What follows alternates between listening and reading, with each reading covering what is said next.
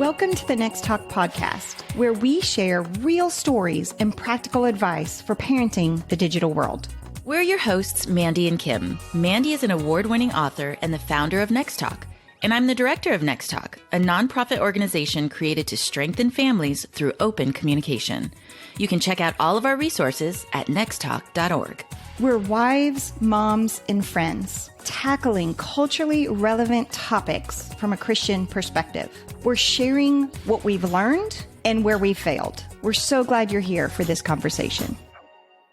So a few weeks ago, me and my kids went to go see the movie, The Jesus Revolution. I wasn't sure about it because you had gone and you were like, you have to see it. And I wanted to see it, but I wasn't sure because my kids are younger than yours. And I had heard good things, but I figured there were some kind of heavy topics in there. But we went, and I'm so glad that we did. I saw this on opening weekend, and I was texting everybody I knew saying, I just want to see this, because there were so many cool things about like church culture, really, that I wanted to talk about with my friends. I didn't want to spoil any parts of it for them. And so I couldn't like say my feelings or thoughts or whatever. But my teenagers and I, we went to see it, my husband, and we had just had some great conversations about it. But it is PG-13. So kids with littles, you do need to be aware. I know, Kim, you were texting me and asking me about what I thought. And I think the biggest thing that came to mind was there's drinking and partying, and there's an overdose scene that's kind of scary. Not any bad words, but, some kissing, some falling in love, that sort of thing. For the most part, I felt like your kids would be okay with it. Yeah. And I think we all know what you've talked to your kids about and what they've seen or you've discussed with them or explained to them. But it also helps to go to the Plugged In Movie Review site. They break it down. Like, here are the themes. Here are some talking points that you may want to discuss before and after the movie, violence, nudity, like they cover things in detail. So you can kind of get the breakdown and decide if this is a right fit for your family. So I looked at that ahead of time, talked with my kids about a few things. And of course, my one rule, if mom says, close your eyes, you close your eyes. And so that was something I always say before a movie. And we only did that once with my younger one. But overall, great conversations and something that I think was worth going to check out with our family. So the website Kim is talking about is pluggedin.com. If you don't know that website, we've been recommending it for years. And so it's just a good resource for you. I know one thing for me, I'm not going to lie. We're all about the good Christian movies over here, but sometimes they're cheesy. I have to be real. And sometimes my teenagers watch them and they're like, Mom, yes. This was not that movie. They thought it was really cool.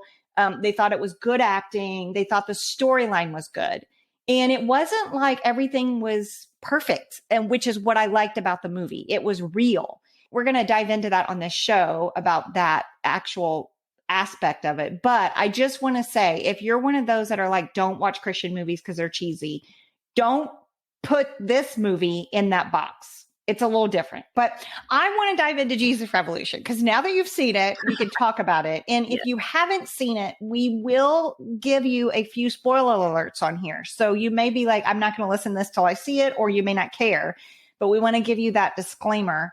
And talking about, there were three main things that I think, Kim, you and I wanted to talk about that we were really like texting about and really diving into. See the movie whenever you can, figure that out, and then, come back to the show if you haven't seen it and see if you agree with us on these things. We'd love to hear from you. You can always email us at admin@nexttalk.org or message us on social media. But the first thing, and it really stood out to us, was the bandwagon mentality. This was a very big theme that I thought you had like a really kind of cool perspective on, Mandy, that I didn't think of right off the bat. Well, so at the beginning of the movie, the hippies are kind of like this group of people that aren't accepted into the church, right? And you see the movement happening in the movie. And so they have signs that are like no war, peace, love, all things that you're like, well, yeah, I want to get on board with that, right? Those sound like great things. But then that hippie movement kind of turned into this dark thing, where the drugs and the alcohol, and it spirals into that. Like these young kids, it shows them, these young college kids, hearing these messages of no war and peace and love and saying, yes, I want to be a part of this. And I'm going to march and I'm going to go with my sign and all the things. But then they started using drugs and it kind of spiraled and kind of got out of control because that became like their identity almost. Well, and love turned into more of like sexual freedom instead of the concept of love that Jesus talks about. Yeah, yeah. There's this really cool scene in the beginning. So there's a pastor and his wife, and they have a young college-age daughter, and she brings home a hippie for her dad to meet because there's all these conversations about hippies coming in the church and that kind of stuff, right? Mm-hmm. And the hippie and the pastor are there on his kitchen table. And there's this scene where the hippie, who, by the way, it's the actor who plays Jesus in The Chosen, which is another great series that you need to go watch. And it's on Netflix now, The Chosen. But it's so weird because I couldn't get over him. I keep thinking of him as Jesus. But that was us. He's a hippie. My kids were like, why is Jesus a hippie in this movie? I'm like, that's not Jesus. He's such a good actor. He's such a good actor. So anyway, there's this scene between the hippie and the pastor. And the hippie is saying to the pastor, my people, like the hippies, we're searching for something. How cool would it be? And I'm paraphrasing here, but he basically says, how cool would it be if this search could end in them finding Jesus? But no churches will let us in because they're afraid of us. And we need Jesus. Like this group needs Jesus. That's what they're ultimately looking for. They're searching for something. And I just started weeping. And I mean, my teenage son looked at me like, what is wrong with mom? Like you could just see. And even my husband, he was like, what? But I had this moment in the movie theater because I work a lot in this church space. And, so many times I see churches, we are holding true to biblical beliefs, which we should. That's what a church does. But it goes so far to the side that we don't love people well, outsiders who don't look like us. And I just pictured this conversation that sometimes I have to have with people inside churches that I say, but they're searching for something and they need Jesus and we have to love them and we have to treat them with respect and we have to invite them into our church because this is what Jesus would do. Yeah. And it's scary. I get it. But that moment in the movie theater, I just was like, this is so culturally relevant to where we are today in our world.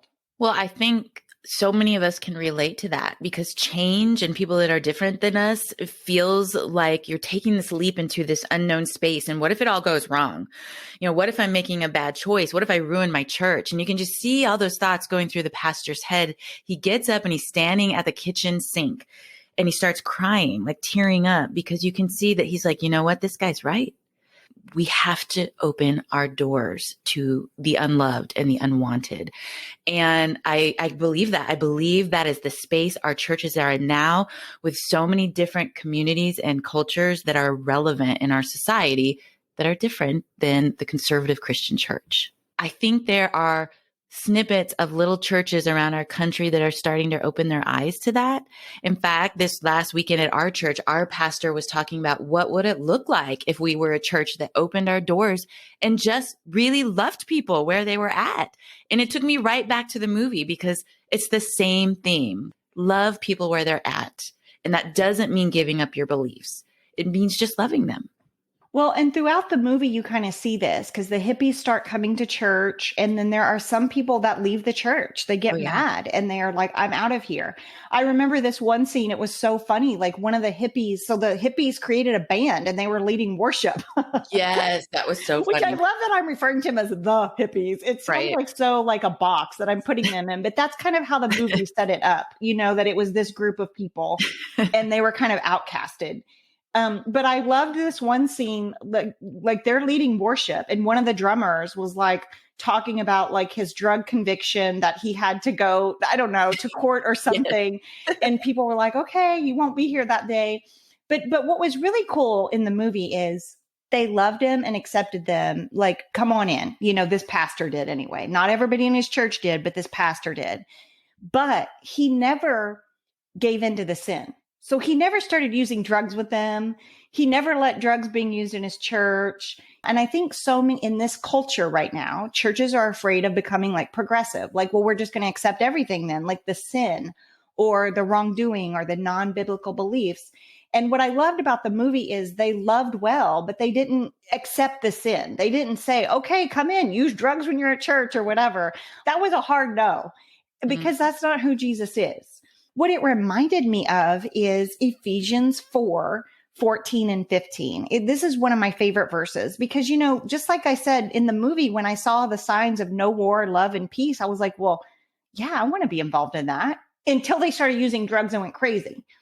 And I think so many times in our world today, we have so many people searching. There's all these sweet slogans that we hear. I mean, we've tackled love is love before, right? Mm-hmm. It sounds wonderful. But what happens when a 70-year-old wants to marry a 12-year-old? Like, does that apply?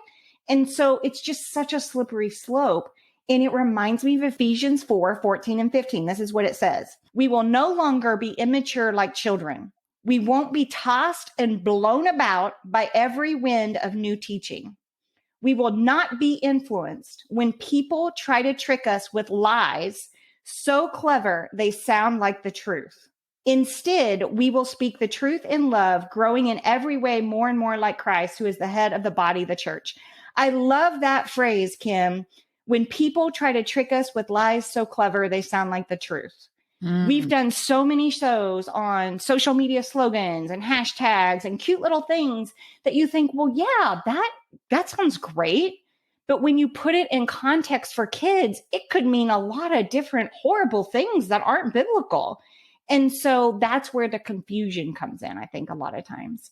But I saw so many parallels to us in our churches. Like, and I do want to speak, if anybody's working in a church, leading a church, and listening to this podcast, like, you got to be ready. You got to be ready for people who aren't like you, who believe differently from you, to walk through your doors, and you have to love them well. I'm not asking you to say everything they're doing is right. I'm not asking you to agree with everything that they're doing. I mean, that's the part of church. You come to be challenged. You come to be convicted, to learn about Jesus, and to know I'm a sinner. I need to be better. We all go to church for that reason. But we've got to love well. We have a whole generation of kids who are searching, and they don't feel like they can walk in a church. And if they are searching where they are searching, which is a lot of times on social media, they're going to be loved very well by all the people that have the message that you're afraid of. And so what's going to happen is they're just like the Bible verse. There's going to be these wonderful slogans and sayings that sound so good and so welcoming and loving. And they're going to jump on this bandwagon, which is, you know, our point here about the bandwagon mentality. They're going to jump on this bandwagon because it feels so good and they feel accepted and loved. And if you think about it, even if it's your own family member that you're taking to church once a month, or you're telling them about Jesus, I guarantee you the amount of time that they're hearing that message pales in comparison to the hours upon hours that they're being inundated with information coming through their phone. So they will easily jump on these bandwagons. And if we do not open our doors, if we do not love people where they're at, they're going to go where they do get the love that they're looking for. So this is a critical time in our history. And the movie really, really shined a light on that. I thought it was really great. It just brought me to tears. And that's early on in the movie. And so I knew at that point, I was kind of scared where it was going to go and how the movie was going to handle it. And I thought they did a great job of really navigating what it feels like in a church today. I think in a healthy church who's trying to stay true to God's teachings and love people well, there's a messy middle that we always talk about. And in our homes, if you're having these conversations and you're trying to disciple your kids in that way, there's a messy middle there of loving, but not, accepting and agreeing with every little thing. And I think we all can relate to that. I just think it was so well done and so relevant to today's world. Yeah. So the second theme that we really liked about this movie was about the pastor, the hippie pastor, because there was like the, you know, typical church pastor that you imagine when you think of a conservative church dad. And then there was like the hippie pastor who didn't wear shoes and lots of fringe and, you know, just long hair and, you know, not conventional. And that pastor was the one who really spoke into the traditional pastor. And they began down this path together at looking at the church in a new way. And you know, hippies are invited in and things are changing and they're speaking Jesus into these people. And the momentum is growing and growing and more people are coming. The church is growing and people are being saved. And it's so exciting, like such a great part of the movie. And then the hippie pastor, because of the popularity of what they're doing, he gets bit by pride. And I think that's something we can all relate to. You know, you're popular, you're sought after, people are looking up to you, there's demands, and suddenly you begin to forget that it's all God and you're just a vessel. And this plays out in the movie and you see this slippery slope he starts to go down and how pride starts to take over his life. And I didn't see it coming, but I loved it because it was so eye-opening for my kids. Same, Kim. I did not see this part of the movie, this theme being brought into the movie. And I loved it too, because it was real. I think that if it wouldn't have been included, it would have just been, oh, these pastors led all these people to meet Jesus and what a great time, you know, that they united the church or whatever. And I thought it was so real because it happens. We get prideful. We see God using us and then we think we're doing it instead of him. And we get a little ego about us. And then we stop praying. We stop searching because we're like, I got this, God, I got this. You know, you've put me in this position and I can do this. And we all do. This is a human flesh thing that we all struggle with, this pride issue. And I just loved that they included it because even after he left, so that's kind of a spoiler alert. So they had this separation and the hippie guy kind of went off on his own and moved his family, whatever. And even after they left, God still worked. Yeah. And so that is the thing that I took away from it is, yeah, God can use people. Like God used David, you know, in the Bible, and God used Moses and Aaron and all these people, but they all had faults too. And they all did bad stuff too. And it still didn't negate how God used them. God still used the flawed people, but God kept going. And I think that ties back into the first talking point that we said about the bandwagon mentality and lies so clever they sound like the truth, because there's only one God. All these movements, these different, what your identity is in, all of that kind of stuff, those are all temporary things. There's only one that is sustaining, that is still moves, that it still keeps you grounded, even if a pastor falls, or even if your role model in the faith falls. That's a separate situation than Jesus, because people are all flawed and they're all going to screw up. I just thought it was so real, and I'm glad they included it because that's church culture. Yeah. Yeah. Well, I think it validated the movie because they didn't try to make it all happy and positive and nothing bad ever happened once these two dudes came together to talk about Jesus. Like, that's not realistic. And, you know, with my younger kids, they were shocked. They were like, a pastor can fall in this way. And so it was great for us to talk through it and me to say, you know what? God's still going to get it done. We get to be a part of his plan and his mission when we say yes to a calling. But the moment that we let our pride get in the way, God's going to keep moving. And so we always have to be alert of little things that tell us, okay, I probably am handling this wrong. I'm probably letting my pride get in the way. I'm probably out of sync with the Holy Spirit, and then step back and get back into prayer and fasting, back into keeping our eyes on Jesus. And we just talked about a bunch of examples in our daily life about pride. You don't have to be up on, you know, stage to have pride come in and get you. I mean, it's like in our day-to-day lives as students and mom and dad and friends, pride is the enemy and it comes for us all. And so great opportunity to talk with your kids about no one is exempt from these struggles. One, and two, God is still going to get it done with or without us. I remember when I first started the first group that it wasn't called Next Talk back then. It was called Mom Talk. And we were just 20 moms sitting around talking about the digital world and what we were going to do about it. We had no idea what we were doing. Right. And I remember that. And as our church said, hey, why don't you grow this? And why don't you do this? And that sort of stuff. And that's kind of how Next Talk started in his church.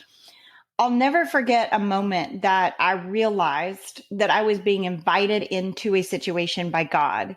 And as I was praying through it, I had talked to all of these pastors at our church about, this group. And I didn't even know what the goal was. I didn't even know what the solution was, of open communication. I didn't even have those answers yet. And I just said, I don't know what I'm doing here. I remember just working through those thoughts of who am I? Why am I supposed to do this? And I came to the conclusion after a lot of conversation with pastors and praying, and this was it. God was speaking to my heart, Mandy, I'm going to do this with or without you. I'm going to get this message out. I'm going to help kids. I'm going to help parents in the digital world. I'm going to do it with or without you, but I'm inviting you into it. And that is something that I go back to time and time again as we've gotten larger and the demand is bigger and, this pride thing seeps in. I keep going back to, I can walk away tomorrow and God's still going to get this done. He's still going to get this message out there. Wow, we're just being invited in by the Lord to help him in this endeavor. Like, what an honor. And I think, as we are called to certain things, whether it's leading a Bible study in our church or leading our kids, whatever it is, I think we need to be reminded of that. Like, God is going to reach our kids' hearts, whether we do it right or not. Like, he's going to speak to their little hearts. But he's invited us to be disciples for our kids. He's invited us to be leaders to our kids. Like, what an honor that he wants to use little old broken us to move hearts toward him. Like, that's pretty cool. Yeah. And remind your kids that he starts using kids early too. Like, it's not just adults. He uses kids to bring people to Jesus. In fact, we had a recent situation in our home that reminded me of that God uses kids and that he can use anybody. Our son had his first sleepover, and this was a big deal, for mom and for the kids. And he went and had a great time, but in the middle of the night had a horrible nightmare. And that's not a usual thing for him. He said it was so bad that he woke up shaking and was terrified. And he was about to go wake up the mom. And then he felt this little voice tell him to wake up his friend. And, they're young kids. They're in 5th grade. They're 11 years old. And he woke up his buddy and he was like, I was so worried he was going to be mad. Like, I'm waking him out of his sleep and I sound crazy having this nightmare. And he said, my friend woke up and he said, no, it's fine, man. He said, let's just pray. And his friend prayed with him in the middle of the night.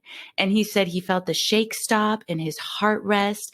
And they were able to just work through that together with Jesus. And he was able to go back to sleep soundly.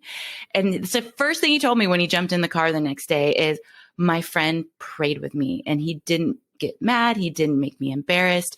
And I thought, Jesus is on the move in the hearts and minds of our kids. And we should be celebrating that. We get scared and wrapped up in all these other things that our kids are facing. But there are these sweet moments that we also need to recognize that God can use our kids. That is absolutely precious, and I think about your son waking up with a nightmare. Like, God was going to comfort him no matter what. God was going to be there for him. But he invited his friend into this space where his friend got to serve him. How cool is that, right? Amazing. And so I just think it's cool that we can all be used by God in certain ways to help others. And this kind of leads us into our third thing. Okay. So the first is the bandwagon mentality. The second was the pastor and his pride and how real that was in church culture. Not everything's perfect because we're all flawed over at church, but we're trying. We should be trying. But number 3 is God can use anyone to accomplish his purpose. Anyone. If you know Greg Laurie, he's a pastor out in California, and I've followed him for years, and I've never known his story. But he was a college kid back in the day of this Jesus revolution. And really the story revolves around kind of him, honestly. And he was a teenager, and he grew up with a mom who was addicted to drugs and alcohol. He was in bars when he was a kid. Dad wasn't around. He grew up a rough childhood, like rough. And he stumbled upon the hippie movement and got involved in that and got into drugs and was spiraling, quite frankly, into a very dark place. And then he met the hippie pastor and the other pastor and gave his life to Jesus and became a pastor. He's a pastor today. I mean, you can literally follow him on Twitter. And so I just love how it shows that throughout the movie. And even the hippie, you know, here he is walking barefoot one day on the side of the road in his vest, hippie clothes, like his fringe and his rainbows and all the stuff, the love, peace, all the things, you know. And then weeks later, he's preaching. And we see that all throughout scripture too, all throughout scripture. You know, like I think about Mary, the Virgin Mary. God picked an unwed teenager to be the mother of Jesus. He's telling us something here in the sense of no matter what you've done, no matter where you've been, I can raise you up. I can redeem you. I can restore you. You are a new creation in me. And man, that is the hope. That is the identity that we want to live in, not in just getting swept up in some movement or some slogan. And that's our whole identity, or that's our whole thing of well-being. The identity should be focused on Jesus, the one who can restore, renew, and use us for good. If you knew Mandy and I back in the day, you would be laughing at the fact that we were here right now. Honestly, I will not give you details, but God can use anyone, really is the message here. Whether you are flawed, whether you've done drugs, you have been through a divorce, whether you have been in jail, whether you just don't even know anything about God, He can use you. If you say yes to a calling, or to the Holy Spirit speaking into your life, He wants to use us. And what a glorious opportunity to serve His purpose. So we really hope that you take a chance to find this movie and watch it and see what you think. Do you agree with us? The bandwagon mentality, pastor and his pride, and that God can use anyone to accomplish His purpose. Those were the three major themes that really stood out to Mandy and I. And overall, it was just a very well-made movie.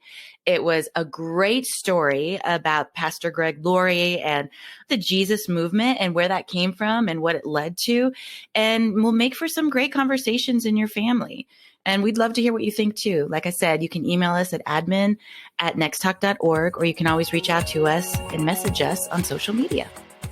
Thank you so much for joining us, listening, and sharing our podcast. Because of you, this show is in the top 5% of over 2.9 million podcasts. We have lots of resources for you, from counseling to live events. Or if you have a show idea or a question for our team, visit our website at nexttalk.org. We'd love to hear from you. At nextTalk, we're more than cyber parenting. It's conversations to connect. This podcast is not intended to replace the advice of a trained healthcare or legal professional, or to diagnose, treat, or otherwise render expert advice regarding any type of medical, psychological, or legal problem. Listeners are advised to consult a qualified expert for treatment.